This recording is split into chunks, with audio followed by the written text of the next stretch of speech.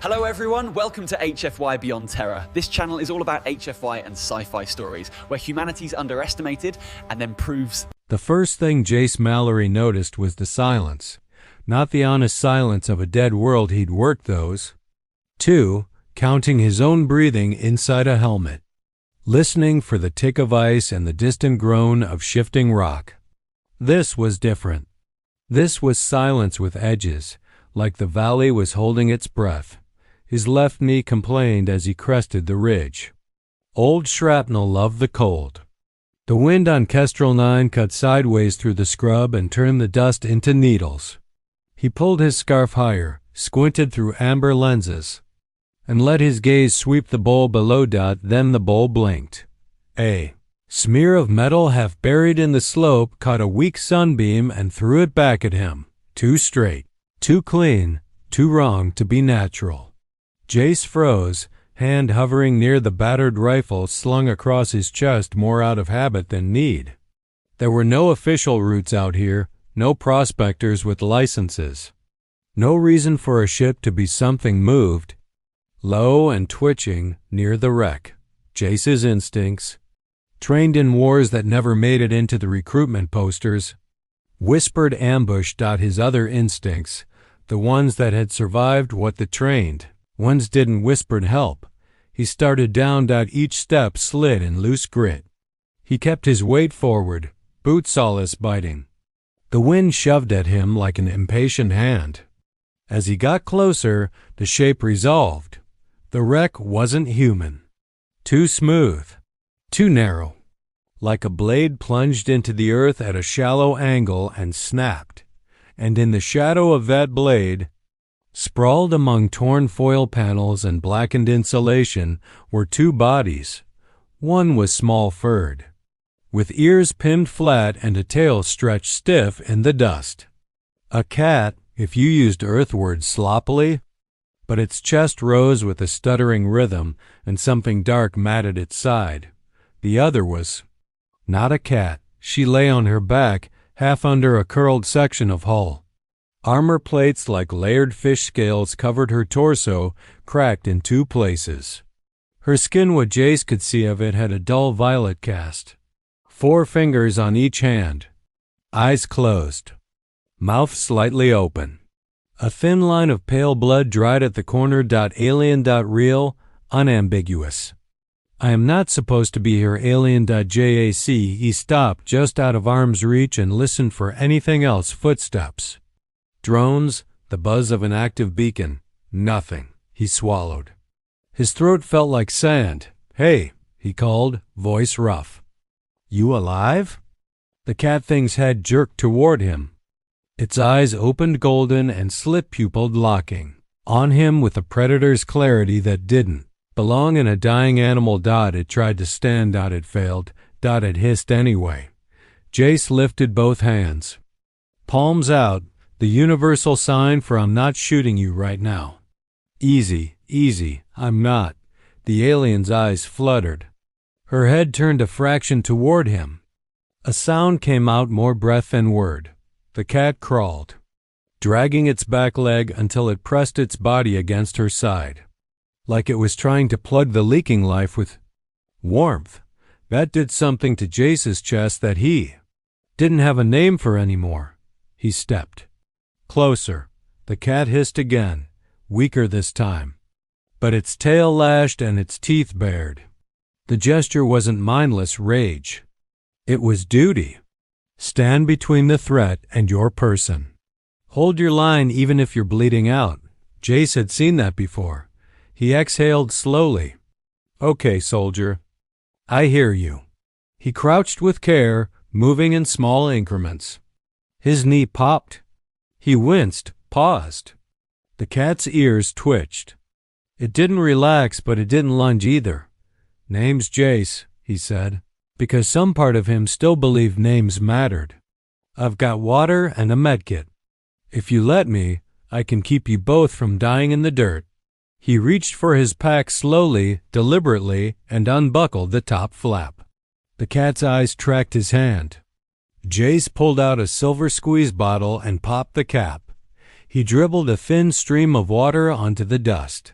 Between them, the cat's nostrils flared. It leaned forward, lapped once, twice, then coughed, body shuddering. It looked up at him, offended, like the water was an insult. "Yeah," Jace muttered. "That's fair." He shifted toward the alien. Close up, her armor had micro-etching that caught the light text or decoration he couldn't parse. The cracked plate on her left side revealed a deep gash beneath. Sealed halfway by blood and dust, he'd learned long ago that blood wasn't always red. He placed 2 fingers at her neck where a human pulse would be felt nothing, then moved his hand to her wrist. Under the violet skin something fluttered, faint and fast. Alive. Barely. His medkit was built for humans. It didn't have alien physiology in the label. It had gauze, coagulant foam, antibacterial spray, pain block, and a stimulant syringe that had saved more than one of his squad mates from slipping away before EVAC. He had a choice. In his head. A voice as familiar as his own whispered, "Not your problem, Mallory." "Don't make it your problem." Another voice, quieter, stubborn, said, "Someone's bleeding out." "That's always your problem." He unzipped the kit. The cat growled a low, warning rumble that made Jace's skin prickle. He looked at it. "I'm going to touch her," he said. "If you bite me, I'll deserve it. But if you let me work, you might get her back." The cat's gaze flicked to the alien's face, then back to Jace. It made a sound like a chuff, almost like a question. Jace nodded once. "Yeah, I know." He started with what he could do without guessing too much. He cleared debris away, gently rolling the broken hull panel off her hip. The alien's breath hitched. Jace paused, watched for signs of distress, then continued. He cut away shredded fabric around the wound with trauma shears, revealing tissue that looked human enough to worry him. Muscle striations, torn vessels, but with faint iridescent threads running through it like living wire. He sprayed antiseptic. She twitched. Her eyes cracked open. For a moment, their gazes met. Her eyes were a pale gray, almost white, with a dark ring around the iris. She tried to speak. Sir, Jace leaned in. "Hey, don't talk. Save it." Her stare sharpened, fear flaring, then something else. Calculation. She saw the rifle, the patches on his coat, the scar across his cheek, the way his hands didn't shake even in the cold. Veteran recognizes veteran. He didn't know her language, but he knew that look. He pressed a folded gauze pad against the wound and applied the coagulant foam around the edges, watching how her tissue reacted. It bubbled, hardened, slowed the bleed. Good. He wrapped it with a compression bandage and anchored it under her armor plating where he could, then reached for a thermal blanket. The cat shifted, still pressed to her side, but it allowed the blanket to drape over both of them. Jace took another breath and faced the bigger problem. Shock? He checked her extremities cold. Her lips, if that's what they were, had a bluish tinge. He had one stimulant syringe. One. He looked at the cat. It was bleeding from the flank, 2 worse than he'd realized. A puncture wound, maybe shrapnel. Its breaths were shallow, and its back leg trembled with nerve pain. 2 patients. 1 kit. 1 human. No evac. No radio. His cum had been dead for days out here. Storm interference. Cheap equipment. The colony administration didn't care enough to replace it. Jace dug deeper into his pack and pulled out a compact battery heater, the kind miners used to keep pipes from freezing.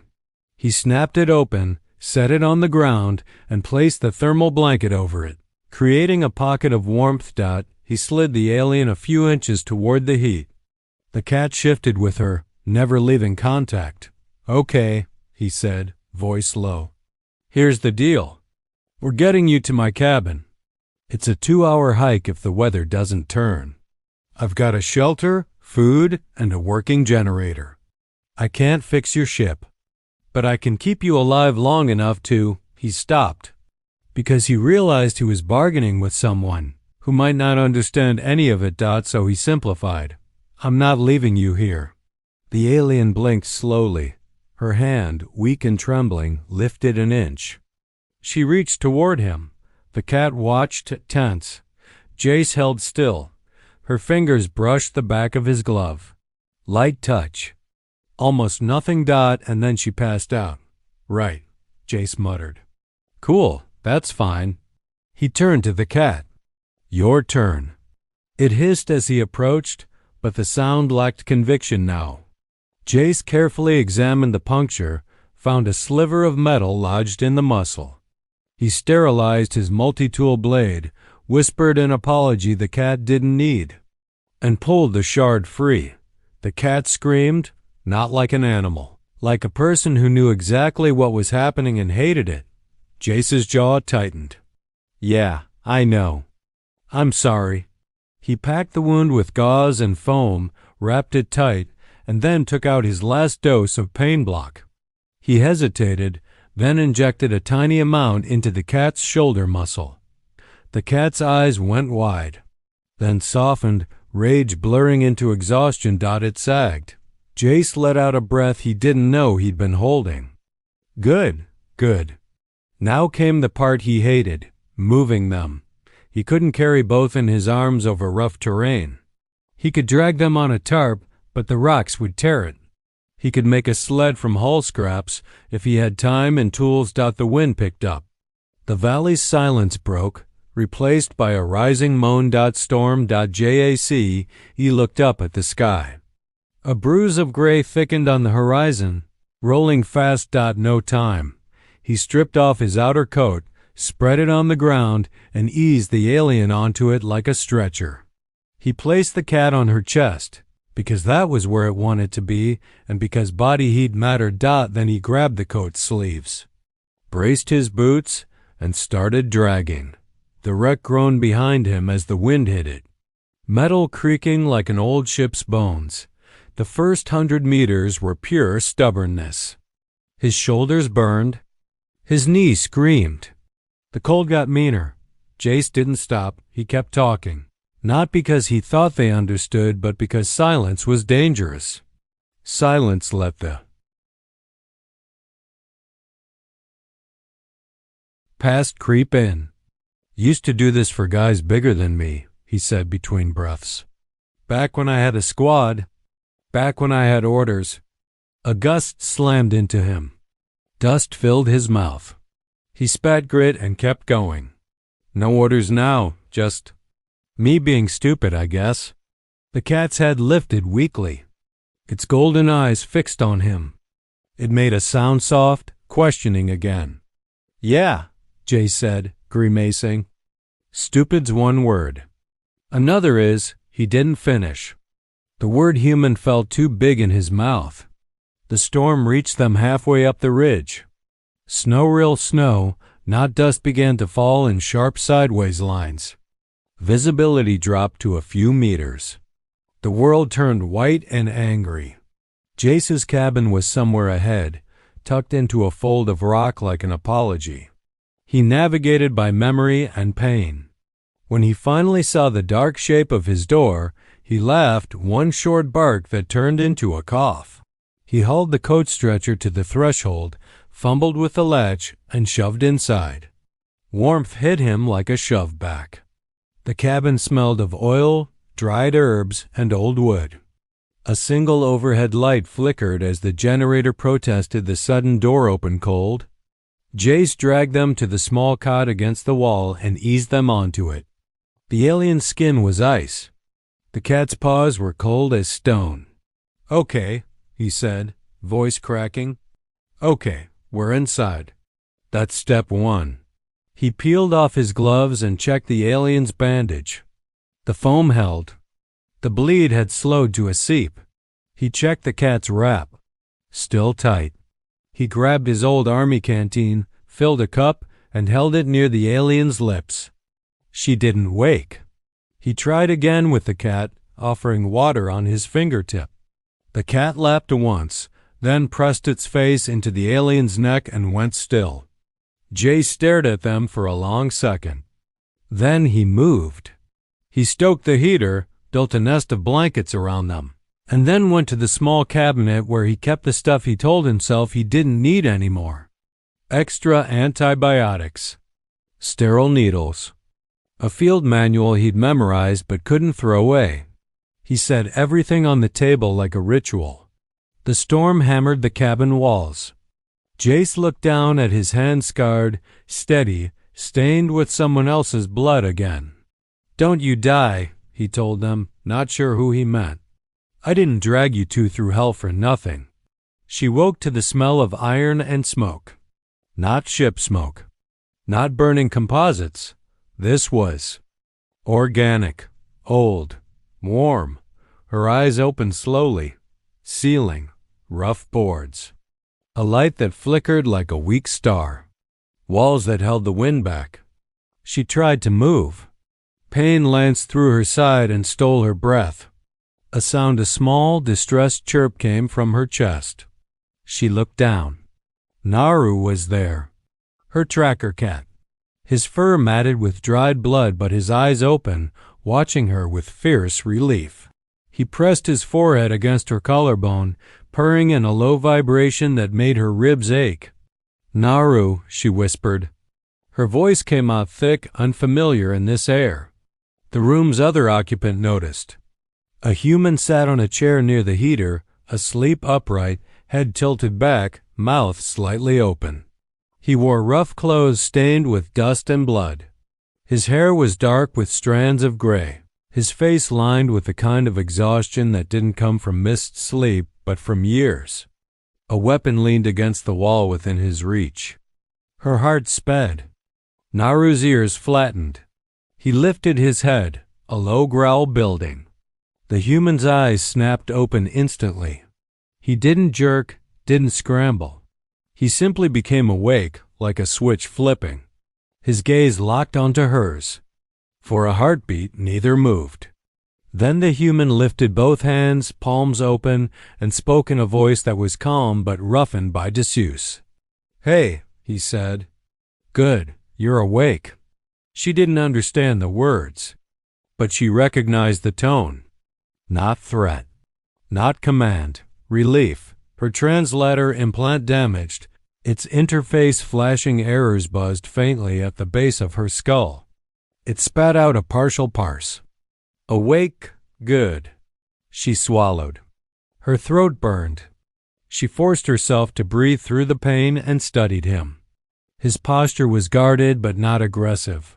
His eyes held something she'd seen in border militia and in old war commanders, an awareness of death's closeness. A survivor. He pointed to himself.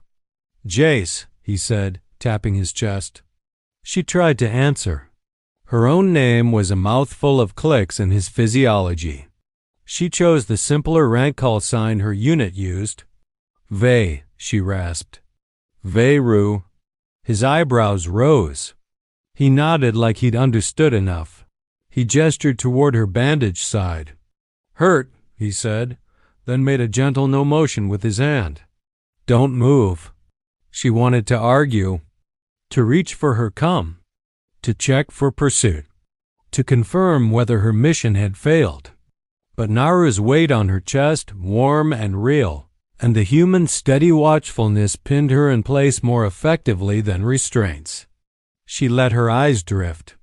On the table, he'd laid out supplies, some crude, some surprisingly high quality.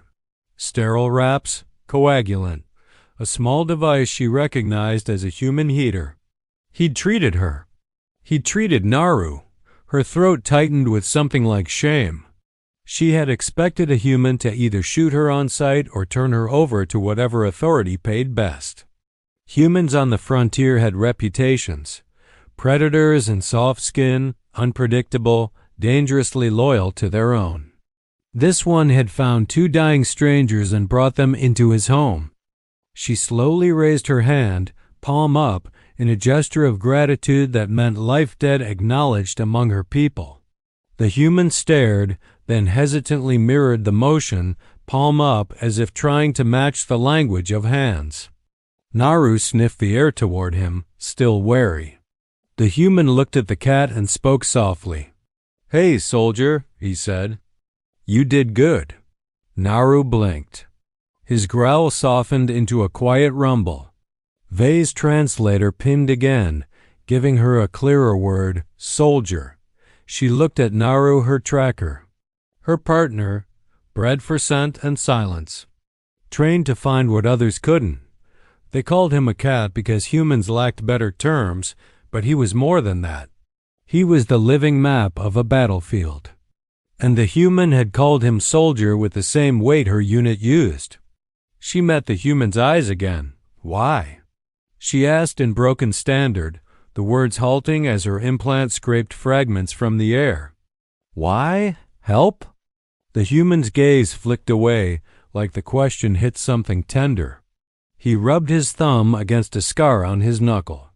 Because, he said slowly, and this time the translator did better, because I don't leave people behind.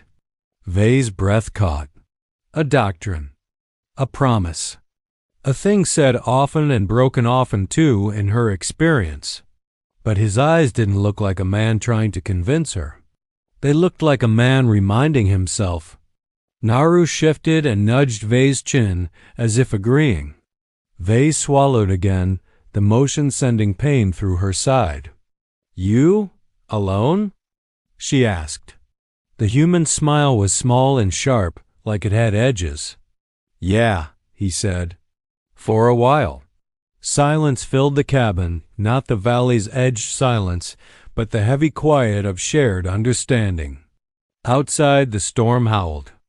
Inside, 3 survivors listened to it and stayed alive anyway. The days that followed came in fragments. Vei slept, woke, slept again. Pain and fever blurred the edges of time. Jace fed her water in small sips, adjusted her bandage, checked her temperature with a battered scanner that complained at her biology but still gave numbers. He spoke to her even when she couldn't answer. Stories with no context. Names she didn't know. The way he said them mattered more than meaning. He spoke to Naru too, as if the tracker cat was an equal. He'd toss a strip of dried meat near the cot, and Naru would sniff it suspiciously, then eat with dignified reluctance. On the 3rd day, they managed to sit up without blacking out. On the 4th, she asked to see the wreck. Jace frowned. Not yet, he said automatically, then caught himself and tried again with gestures. Too cold, storm, later. Vei pointed at the small implant port behind her ear.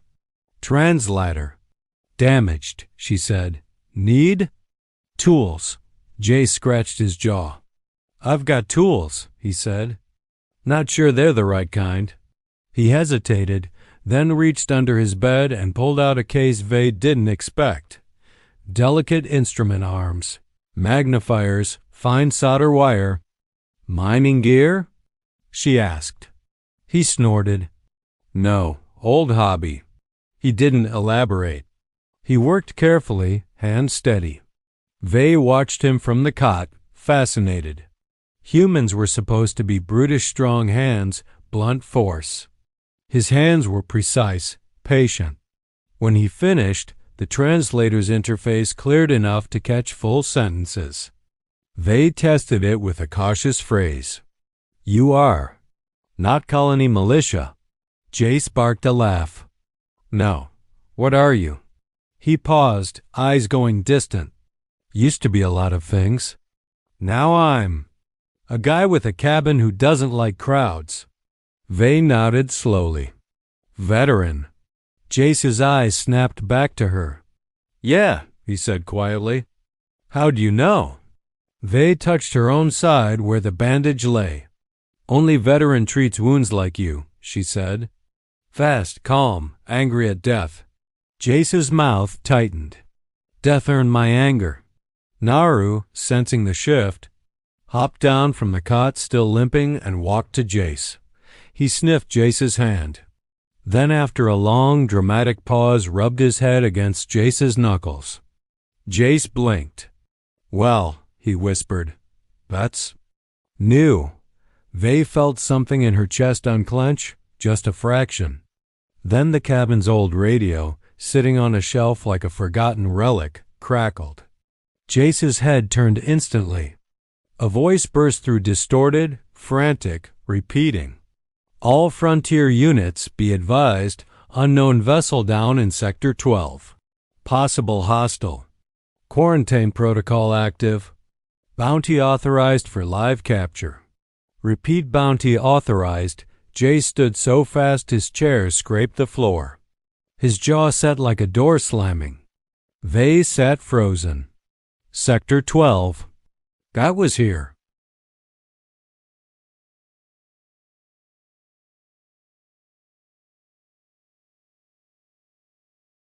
Her wreck wasn't unseen. Someone had detected the burn trail or the impact. And they weren't coming to rescue. They were coming to claim. Vay's pulse hammered. They will.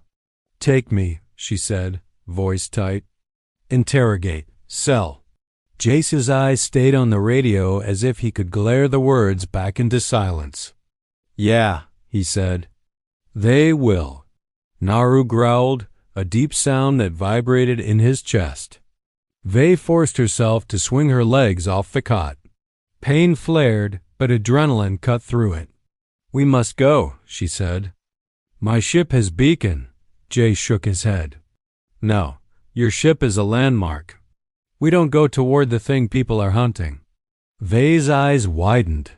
Then, Jace grabbed his coat, checked the rifle, and started moving with purposeful speed that made the cabin suddenly feel like a staging area. We're staying, he said. Vay stared. Staying is death. Jace looked at her, eyes hard. Staying is fighting. Vay's throat went dry. You cannot fight colony units alone. Jace's smile returned, but it wasn't kind. It was the smile of a man who had been outnumbered before and learned to make that a problem for everyone else. Good thing I'm not alone, he said, glancing at Naru. The tracker cat's ears pricked. His tail swished once in eager, precise motion. Vay realized with a sinking clarity that humans didn't measure odds the way her people did. They measured lines. And once they decided where the line was, they didn't step back. They came at dusk. Headlights cut through blowing snow, sweeping across the ridge like hunting eyes. Engine noise followed two rovers, maybe three. Shapes and thermal gear moved with practiced spacing. Jace watched from the cabin's narrow window, breath fogging the glass. 3, he murmured. Maybe 5 people. Vay crouched behind the table, hand on a tool that could double as a weapon. Naru pressed against her leg, vibrating with tension. Jace had spent the last hour doing things V hadn't expected. Burying cables under snow, setting up deadfall in the narrow pass, adjusting the heater vents so they would blow warm air outward at ground level. Why warm air? Vay had asked. Jace had replied simply, because humans chase heat. He'd tossed a small thermal decoy, a battery pack wrapped in foil, out toward a false trail and dusted the area with ash to disrupt footprints. He'd done all of it with the calm efficiency of someone who'd been hunted and learned the rules. Now he raised a finger to his lips. Outside, one of the rovers stopped. A voice carried faintly through the wind. Their tracks. Drag marks. Leads to the ridge. Vay's translator caught enough. Her heart slammed. Naru's body stiffened.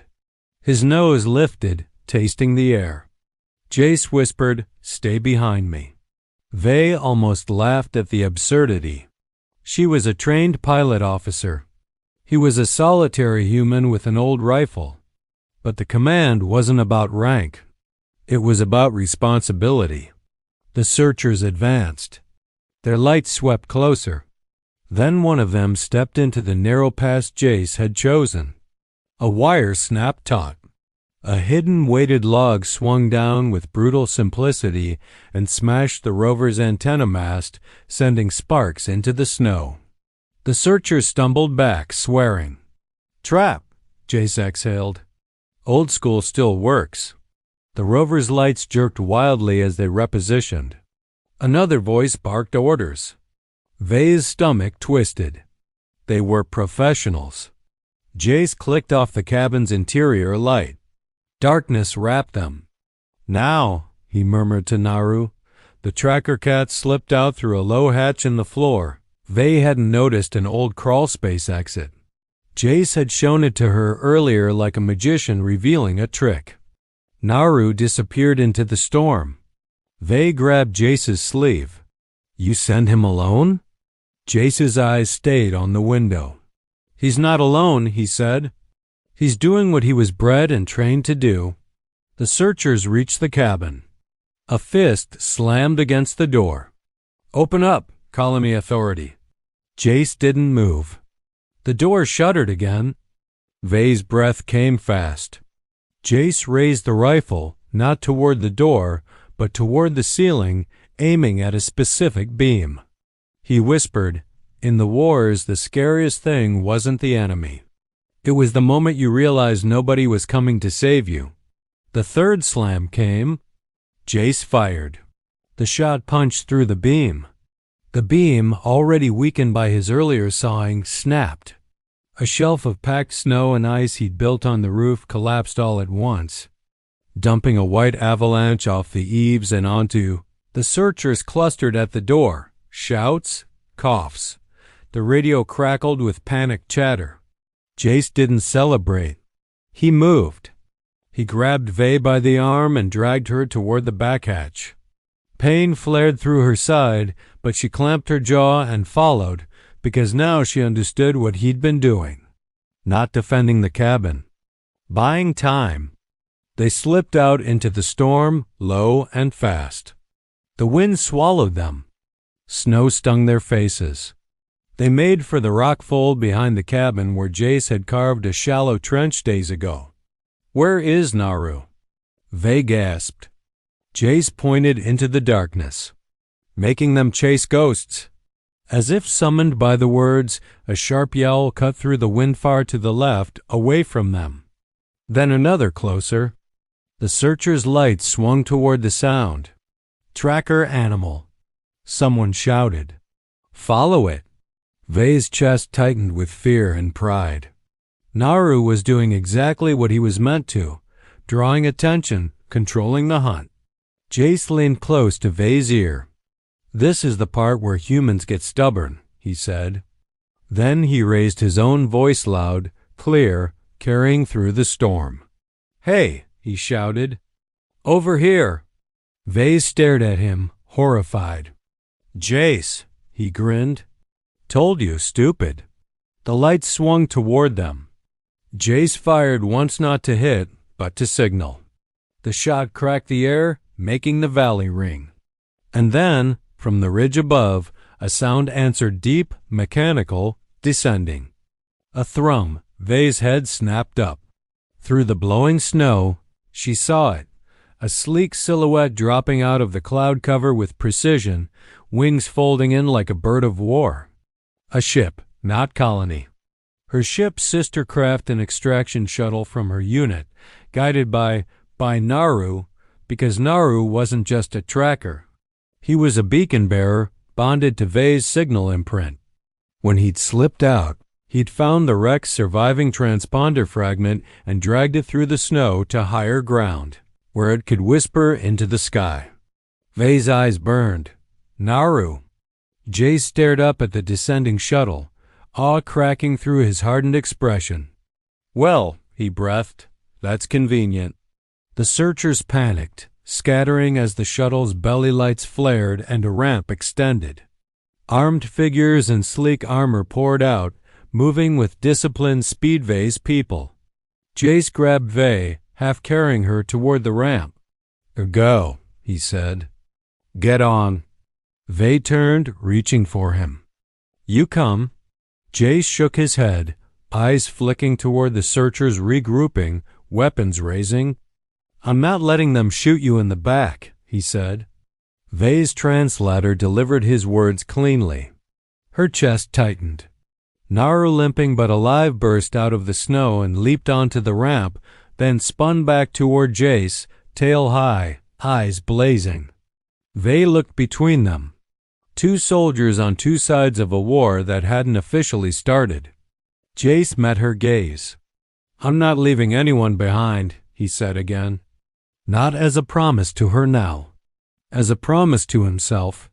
Vei's hand closed around his wrist, fierce despite her pain.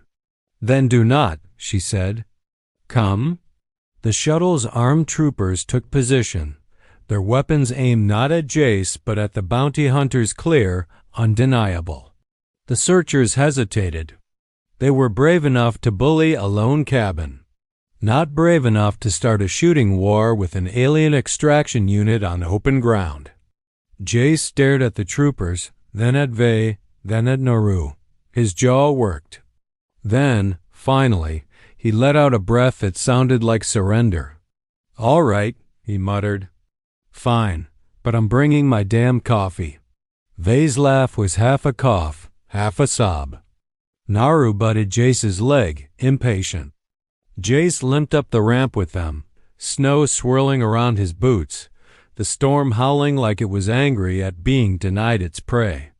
Inside the shuttle, warmth wrapped around them like a second blanket. Vei looked at Jace, human veteran, stubborn survivor, man who had turned a cabin into a fortress, and felt the strange, fierce certainty settle in her bones. Humans weren't dangerous because they were strong. Humans were dangerous because, when they chose you all the way. They didn't calculate whether you were worth saving. They decided you were a person, and then they made the universe argue with them. Naru jumped into Vei's lap and purred, exhausted and triumphant. Jace sank onto the bench beside them, rubbing his bad knee. He glanced out the shuttle's narrowing view window at the bounty hunters shrinking in the storm. Then he looked at Vei, eyes tired but steady. "So," he said, voice dry, "when we get wherever you're taking me, am I in trouble?" Vei, still weak, still bleeding under layers of bandage, managed to smile with teeth. "Yes," she said. "But you will be alive." Jace snorted. "Story of my life." The shuttle rose, leaving the valley behind. Below, the wreck lay buried under fresh snow, erased by weather and time.